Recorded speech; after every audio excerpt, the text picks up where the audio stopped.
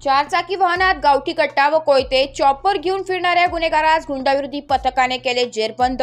दिनांक 6 फेब्रुवारी 2025 रोजी गुंडाविरोधी पथकाचे पोलीस अंमलदार विजय सूर्यवंशी यांना बातमी मिळाली की इसम नामे मिलिंद भालेराव हा त्याच्या ताब्यातील चारचाकी वाहनामध्ये हत्यार घेऊन फिरत असून रात्री रेणुका सोसायटी वडाळा नाका नाशिक येथे येणार आहे। त्यावरून सदरची माहिती गुंडाविरोधी पथकाचे प्रभारी अधिकारी सहाय्यक पोलीस निरीक्षक ज्ञानेश्वर मोहिते यांना देऊन त्यांच्या सूचनेप्रमाणे पथकाने रेणुका सोसायटी वडाळा नाका नाशिक परिसरात सापळा रचला असता दिनांक 6 फेब्रुवारी 2025 रोजी रात्री 11 वाजेच्या दरम्यान इसम नामे दुल्ली उर्फ मिलिंद मनोहर भालेराव वर्ष 37 राहणार नागसेन बगर वडाळा नाका नाशिक हा त्याच्या ताब्यातील महिंद्रा कंपनीचे लोगोन कार क्रमांक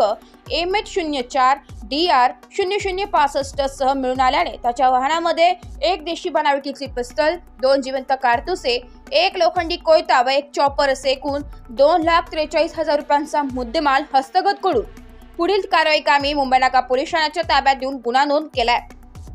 सदरची कामगिरी पोलीस आयुक्त संदीप कर्णिक, पोलीस उपायुक्त प्रशांत वच्छाव, सहाय्यक पोलीस आयुक्त संदीप मिटके यांच्या मार्गदर्शनाखाली गुंडाविरोधी पथकाचे सहाय्यक पोलीस निरीक्षक ज्ञानेश्वर मोहिते, पोलीस उपनिरीक्षक दिलीप सगळे,